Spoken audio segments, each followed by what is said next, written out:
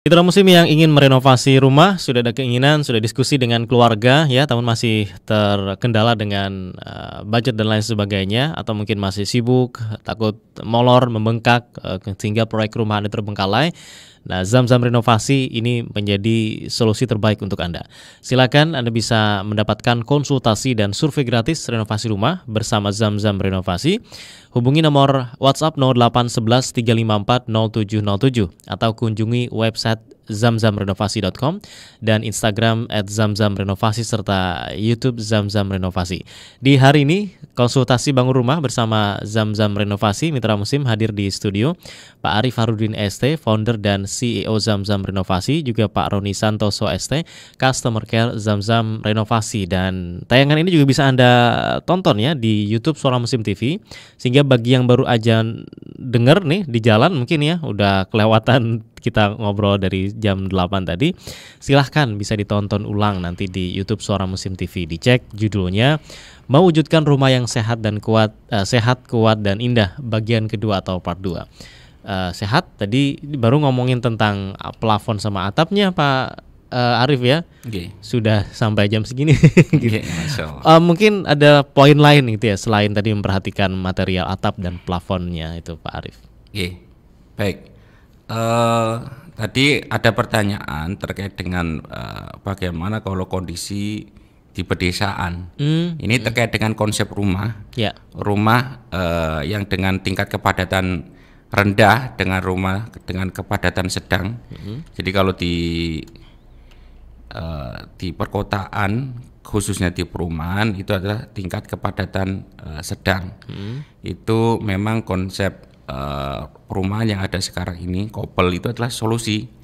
Dengan konsep dulu ada modern minimalis dan sebagainya, itu adalah sebuah solusi dan mensiasati dengan ruangan ya, jumlah ruangan dengan luasan tanah kan begitu, yang itu nanti ujungnya adalah biaya. Maka dibuat konsep seperti itu yang kemudian dengan kondisi seperti itu bagaimana kita mensiasati kuat, kemudian sehat, kemudian tetap indah dan juga nyaman. Tadi misalkan case dari Pak Widodo yang misalkan di pedesaan, kalau misalkan bangunan dengan tingkat kepadatan rendah, maka tentu kita akan lebih leluasa ya kalau aspek kesehatan kan begitu. Jadi tentu kita juga bisa mengambil udara, bisa mengambil cahaya itu bukan hanya dari depan dan belakang, tapi juga bisa dari samping kan begitu. Ya, karena nggak begitu padat ya. Betul. Terus kemudian itu nanti juga berbeda dengan konsep air hujan. Maka air itu nggak perlu pakai talang, tapi jatuh bebas ke kanan dan ke kiri. Kan begitu. Itu efeknya di situ sangat panjang. Terus kemudian nanti juga misal kan nanti mau menghadap kemana rumahnya begitu, apakah menghadap ke barat, menghadap ke timur atau menghadap ke selatan. Jadi itu kalau di desa dengan kepadatan jarang itu akan efek. Ini bukan tentang feng shui, hong shui atau kepercayaan yang lain, bukan. Jadi ini terkait dengan posisi Indonesia yang tropis, terletak di antara dua benua, terletak di antara dua samudra. Jadi menghadap selatan itu memang juga ngefek. Bagusnya menghadap mana nih? Menghadap ke selatan. Selatan. Iya, menghadap selatan kita akan dapat udara dari selatan kan begitu. Tapi kan kalau cahaya biasanya menghadap ke timur biar biar cahaya pagi masuk rumah gitu. Jadi itu nanti bisa kita siasati. Kalau untuk masalah cahaya kita bisa ngambil cahaya dari jendela misalkan seperti itu. Nah, hal semacam itu ya kita akan lebih leluasa kalau di desa itu. Di sini nggak iso. Begitu. Cuma satu arah ya. Itu yang membedakan. Terus tadi ini tentang aspek kesehatan. Kemudian tadi misalkan ya pertanyaan dari Pak Bahar, terus gimana kan begitu kan? Tadi Pak Roni sudah menjelaskan. Jadi semuanya bebas biaya. Kemudian ada sisi ikhtiar yang kita jalankan. Allah telah memberikan kemudahan sehingga kita sudah merenovasi dan membangun ratusan rumah. Kemudian kita rumah di desa maupun di kota, berbagai macam model dan desain. Apakah itu peruntukan untuk ruko, kos-kosan, rumah, ya apakah itu kios, begitu kondisi baru dari nol maupun memperbaiki dari masalah yang ringan dan cukup berat. Berat itu artinya struktur sampai putus. Kemudian kita itu juga pernah mendapat keluhan dari customer rumah yang miring, ekstrim nih miringnya itu. Jadi rumah baru miring. Jadi miringnya kan kita diajari ya, kita konsultasi kemiringan yang ditoleransi berapa. Itu maksimal 2%. Dan itu sudah luar biasa kemiringannya. Itu kalau misalkan gelas air minum kemasan itu kita taruh tiduran begitu, dia akan menggelinding sendiri. Saking miringnya ya. Saking miringnya begitu. Pak Arif, ada telepon, kita sapa dulu siap, ya. Siap. Ibu Majid di Gresik, assalamualaikum. Oh iya, waalaikumsalam warahmatullahi wabarakatuh. Silakan Ibu. Nggih. Mbah nuwun, tak nasir Mbah nuwun, Bapak Zamzam ya. Bapak Zamzam. Gini Bapak Zamzam gini nyuwun sewu. Pak Arif ya. Kalau misalnya nyuwun sewu, nggih, kamar mandi itu di dalam kamar. Nggih. Dengan padasat sendiri-sendiri. Apa itu negatifnya apa itu efeknya apa gitu maksud saya. Itu kan jadi satu dengan kamar ya. Atau dengan yang di luar tetapi dekat kamar. Bagaimana? Sampingan.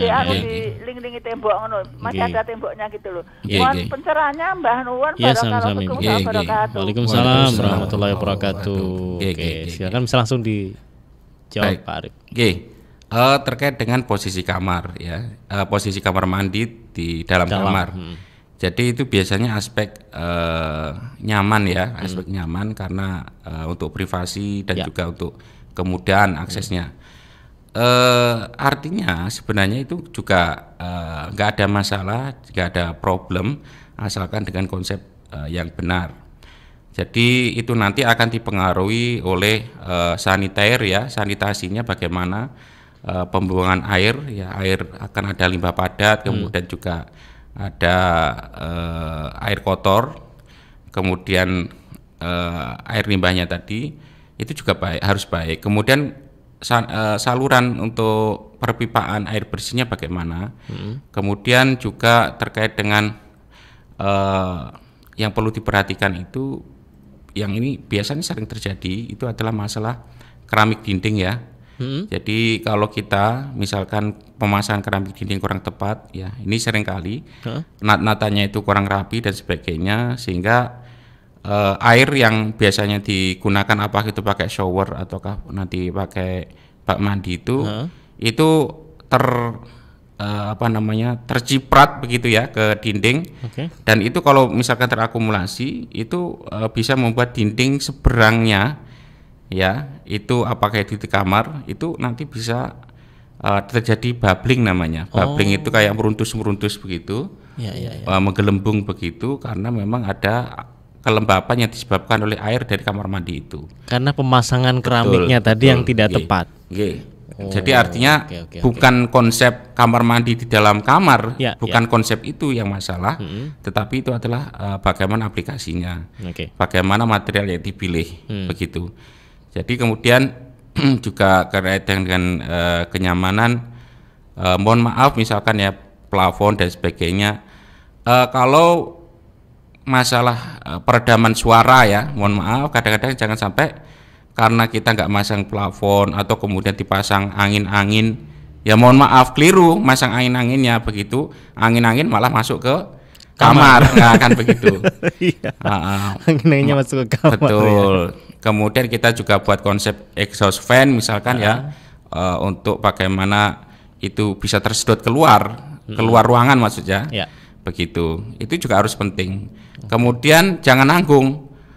Ada konsep kamar mandi di dalam kamar, tapi misalkan nggak pakai plafon misalkan, maka ya suaranya, ya udara yang terjadi itu nanti share dengan yang ada di kamar kan begitu.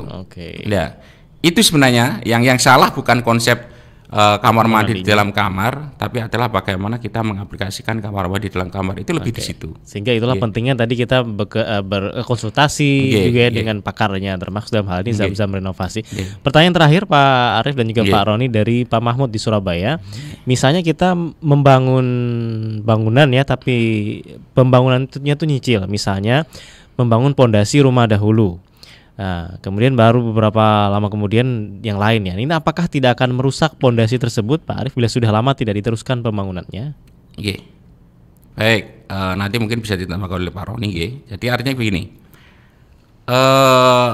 yang dimaksud dengan nyicil itu kalau kami sarankan, kalau itu dalam tataran pondasi, it's okay karena memang rata-rata pondasi itu dia akan berinteraksi dengan panas, berinteraksi dengan dingin itu dari bawah ya, begitu. Jadi karena dia di bawah misalkan pondasi batu kali, apakah footplat dan sebagainya, ya karena dia akan panas, dingin atau berinteraksi dengan tanah kan begitu.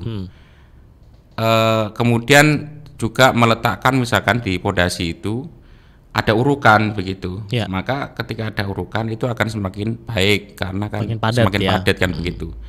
Tetapi kalau itu sudah mau naik ke pagar pembatas atau dinding begitu, itu terus terang tidak kami sarankan. Karena apa? Fungsi dan peran misalkan itu batu bata, fungsi dan peran misalkan itu bata ringan, itu bukan terekspos langsung ke panas dan dingin, apalagi sampai kena air hujan. Oke. Dan itunya nggak bisa dicicil ya. Untuk di situ memang sangat berisiko. Oleh karena itu definisi nyicil ini saya belum pernah mempraktekkan, tetapi ada yang mempraktekkan. Tentu dengan harus memilih dulu ya mitra yang baik. Saya tak titip foto, saya tak titip semen ke toko bangunan dan sebagainya. Itu Jena sudah mengenal itu. Kalau menyicil lebih baik di situ, kan begitu. Bukan dibangun harus dipasang begitu. Oke, kalau masih sampai tataran pondasi masih oke. Baik, begitu Pak Mahmud ya. Silahkan kalau mau tanya lebih panjang nanti bisa bersama Zamzam Renovasi. Oke, sebagai penutup Pak Roni mungkin ada yang mau disampaikan? Ya, alhamdulillah, terima kasih Mitra Muslim, Mas Nasir. Apapun yang diinginkan atau keluhan dari tempat tinggal Mitra Muslim bisa dikonsultasikan di Zamzam di nomor 0811 354 0707. Insyaallah akan kita bantu semaksimal mungkin menjadi sebuah solusi dari panjenengan semua, seperti itu Mas. Oke, baik, terima kasih. Berarti hari ini sehat ini Mas selesai atau nanti besok masih kita lanjutkan sehat Pak Arief? Siap, nanti kita akan diskusikan kira-kira kalau nanti kira-kira itu masih banyak pertanyaan dari Mitra Muslim baik secara lewat saluran kita di Instagram maupun melalui WA ya nanti akan kita kaji lagi kira-kira tema apa dari skin itu yang perlu kita bahas. Terima kasih Pak Arief, Pak Roni, terima kasih sudah berbagi dengan Mitra Muslim. Sehat selalu dan insya Allah jumpa lagi Senin yang akan datang. Assalamualaikum. Waalaikumsalam warahmatullahi wabarakatuh. Dan Mitra Muslim, terima kasih yang sudah berinteraksi dengan tamu kita pagi hari ini, konsultasi bangun rumah bersama Zamzam Renovasi. Dan saya juga mengingatkan Mitra Muslim yang ingin merenovasi rumah, sudah mikir-mikir, sudah ngitung-ngitung gitu ya, sudah diskusi dengan orang rumah Anda, namun masih terkendala beberapa hal, silahkan Anda bisa konsultasi dan juga survei gratis renovasi rumah Anda bersama Zamzam Renovasi. Catat nomornya WhatsApp 0811 354 0707 atau kunjungi website zamzamrenovasi.com dan juga Instagram @zamzamrenovasi serta YouTube Zamzam Renovasi. Saya Muhammad Nasir dan mitra siar yang bertugas pagi hari ini, produser sekaligus gatekeeper Elsa Khairunisa, videografer Yuda Setiawan, pengendali alat siar di Suara Musim Lumajang Kiki Rizkyani, dan di Suara Musim Tuban Mahfud Manaf, serta Anwar Fuadi di Samara FM Tulung Agung dan Mahbub di Mitra FM Batu pamit dari ruang dengar Anda. Subhanakallahumma bihamdika asyhadu an la ilaha illa anta astaghfiruka wa atubu ilaik. Maha suci Engkau ya Allah dan segala puji bagimu. Kami bersaksi tiada Tuhan yang berhak diibadahi selain Engkau. Kami mohon ampun dan bertaubat kepadamu. Assalamualaikum warahmatullahi wabarakatuh.